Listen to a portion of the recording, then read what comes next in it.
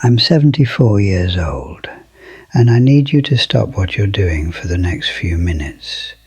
Not because what I'm going to say is dramatic, not because I'm going to tell you something that will shock you, but because everything I'm about to say you already know. Somewhere. You know all of it. And that is precisely what makes it so dangerous.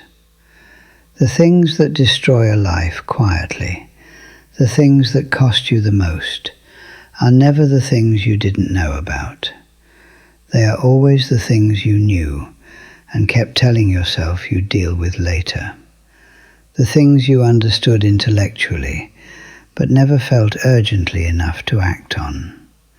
The things that sat at the back of your awareness, like a sound you've heard so many times you've stopped hearing it. That is what this is about. Not information, recognition. Because you won't realize any of this until it's too late. And I mean that literally. I am 74. I am standing on the other side of the line you haven't crossed yet. And from here I can see things about the life you are living right now that you cannot see from inside it. The way you can only see the full shape of a city once you've left it. I want to tell you what I see. Here is the first thing I need you to understand before anything else. Late does not arrive as a dramatic moment.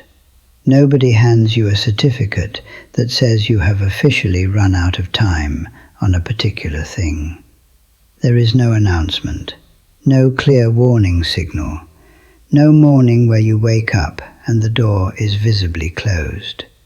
What actually happens, what happened to me, what I have watched happen to almost everyone I know, is much quieter than that, much more ordinary, much more difficult to defend against, precisely because it doesn't feel like anything is ending.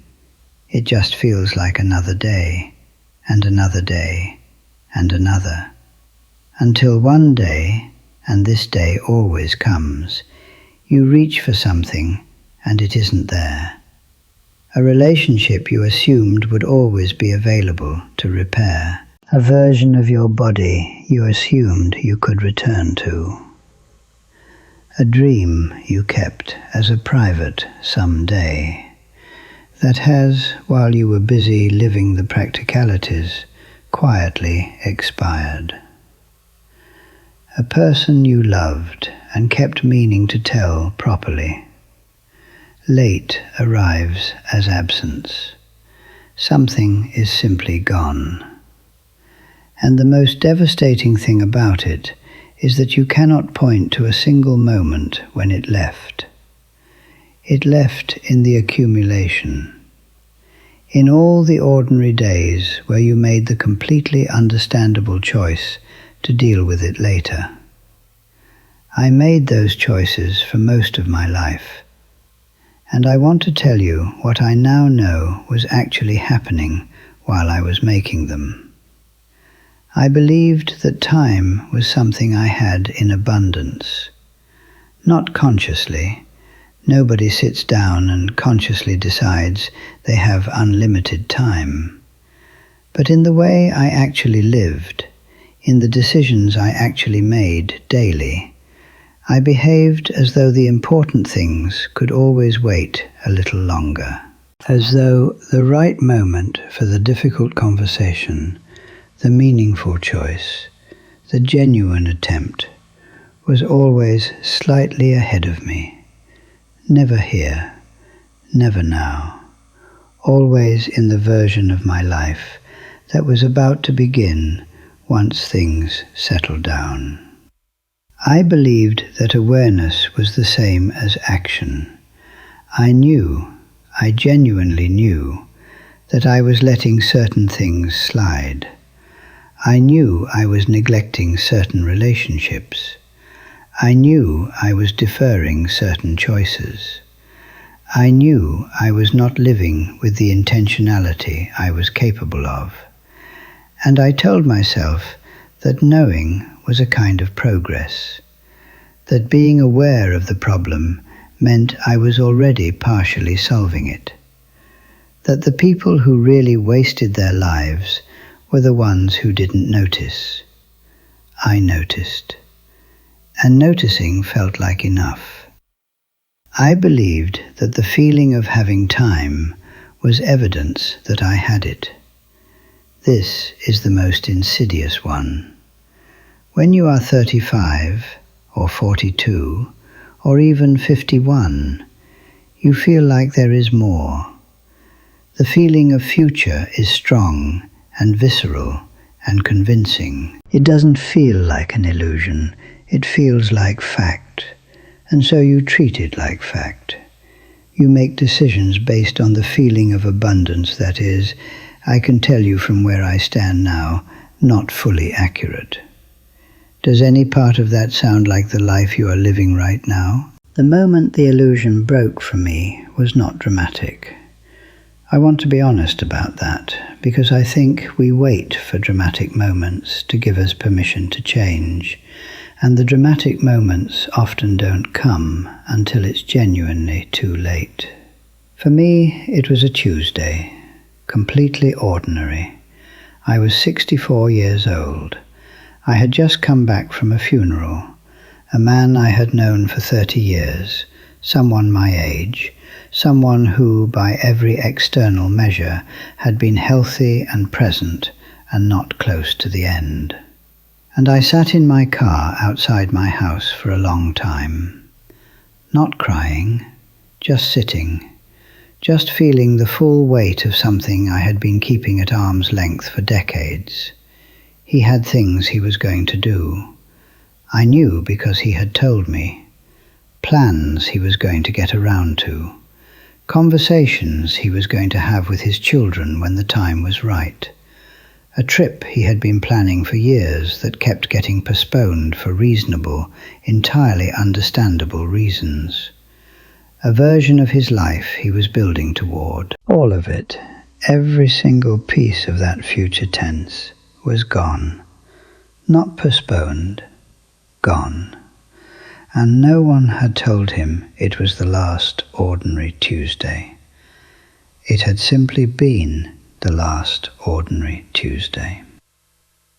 I sat in that car and I understood something in my body rather than just my mind.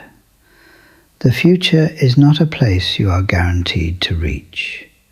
It is a direction, and directions can be interrupted at any moment without warning or negotiation or the courtesy of letting you finish what you were planning to say.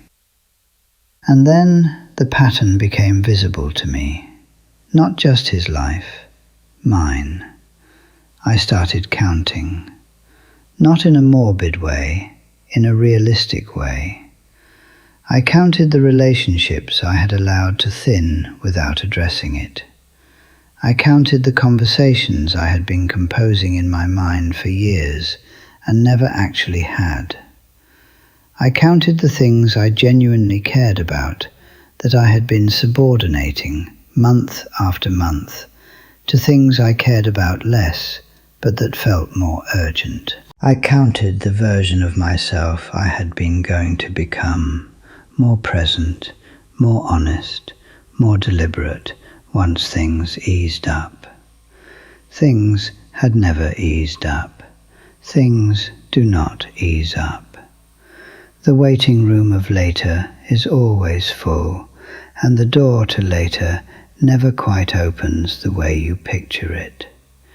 And sitting in that car at 64, I understood something that I am still understanding now, 10 years later, with greater clarity each year. You are not going to be ready. That is the thing nobody tells you.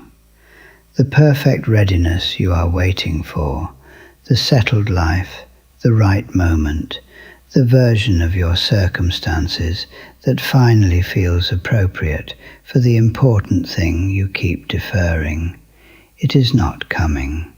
It is not a destination you have not reached yet. It is a feeling that does not exist. People who do the important things do them unready. They have the conversation before they know how it will go. They make the choice before they can guarantee the outcome. They say the thing while they are still afraid of how it will land. The readiness comes after, not before. And every day you spend waiting for it to come before, every ordinary Tuesday you trade for the promise of a better positioned tomorrow, is a day you will not get back. A day that is, in the technical sense of the word, gone. What are you waiting to be ready for? Let me tell you what I see when I look back, not with despair, with the specific, clear-eyed honesty that only comes from being old enough to see the whole shape of something. I see the people I loved and underinvested in, not strangers, the people closest to me, my children when they were young and wanted my full attention, and I gave them my partial attention because I was always managing something else in the background. My parents in their final years, when what they needed was presence, and what I gave them was visits that were already half occupied with the next thing.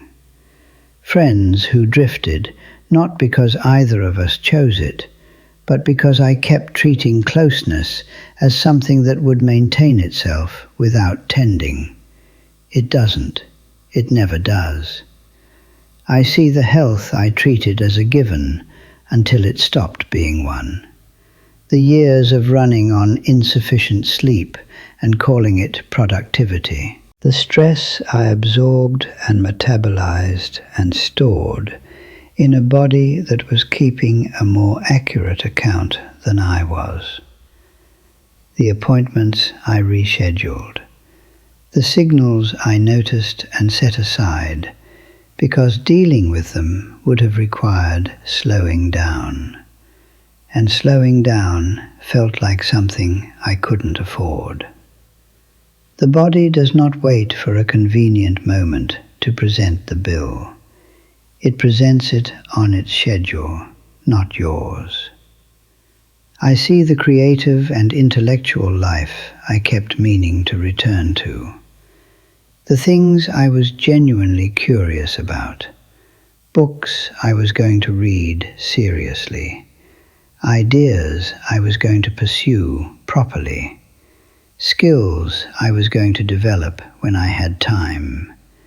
That never received my real attention, because real attention requires real time. And I was always distributing my time in ways that left none of it truly free. I see the joy I kept deferring. Not happiness in the large sense. I had happiness. But the specific, daily, chosen joy of a person who is fully in their own life, who is eating the meal slowly and tasting it, who is in the conversation completely rather than partly, who is awake to the ordinary moment rather than passing through it toward the next one. I spent a great deal of my life passing through moments rather than being in them, and passed through moments do not accumulate into a sense of a life fully lived. They accumulate into a blur.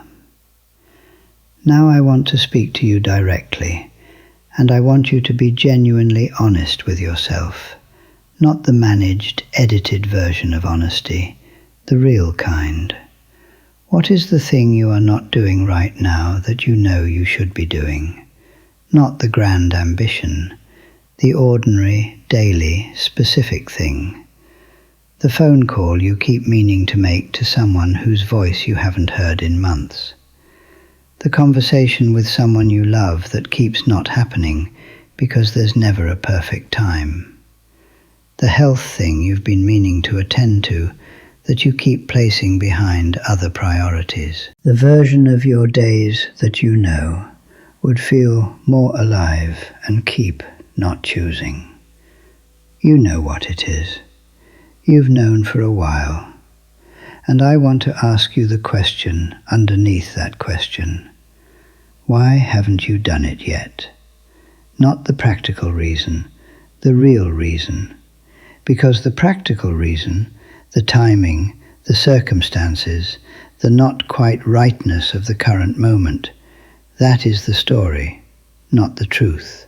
The truth is usually one of two things. Either you are afraid of what changes if you do it, or you still believe, in the functional way that you believe things without consciously choosing to, that there is more time than there is. Both of those beliefs, I know from 74 years, are expensive. More expensive than whatever the difficult thing costs to do now. What are you still waiting for? Here is what I know now, at 74. After the funeral and the car and the 10 years of seeing more clearly than I could before, the things you will regret are almost never the things you did. They are the things you didn't do, the chances you didn't take, the words you didn't say, the people you didn't fully show up for, the moments you passed through instead of inhabiting, the version of yourself you kept preparing to become and never quite stepped into.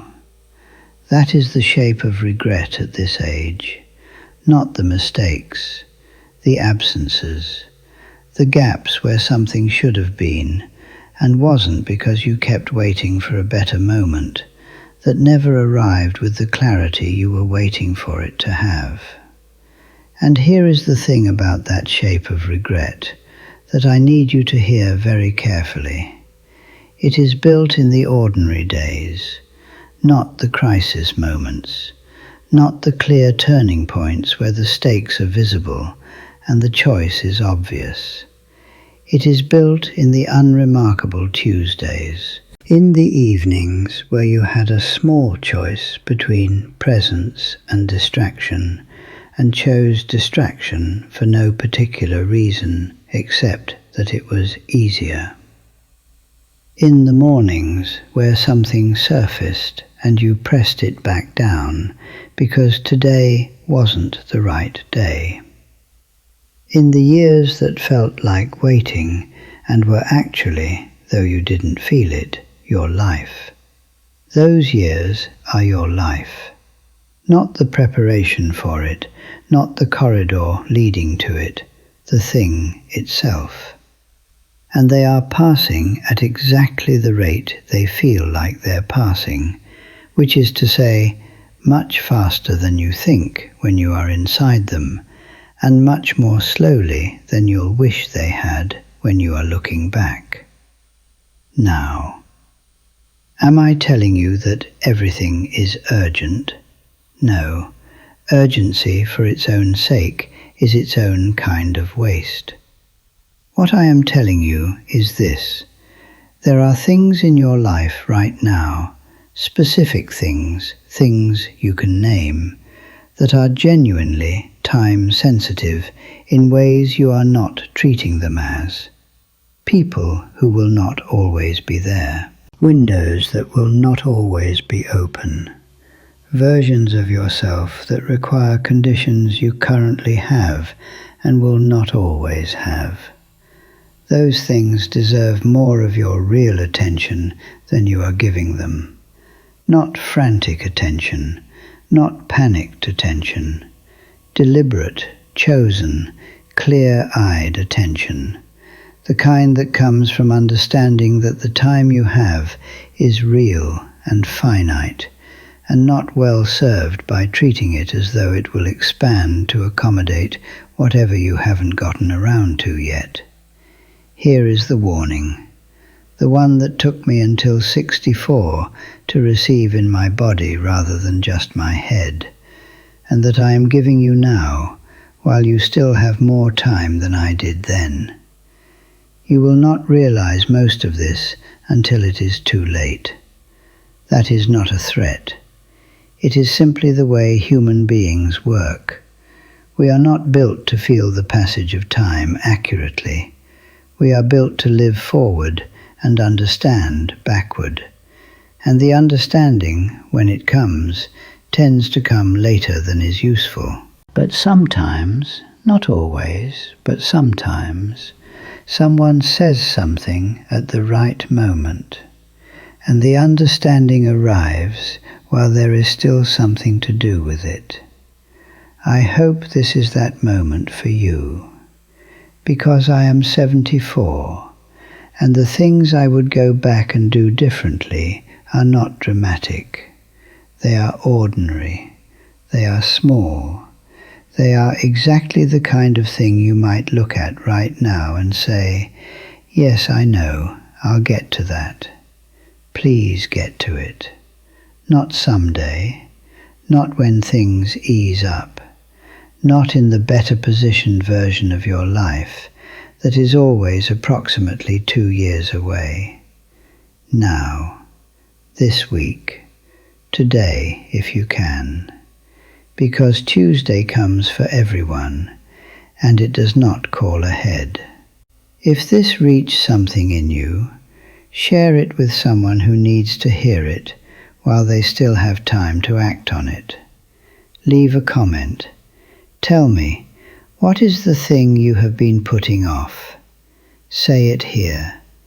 Sometimes saying it is the beginning of doing it. And if you want more of these conversations, the honest ones, the ones that ask something real of you, stay around. There is more to say, and the time to say it is now.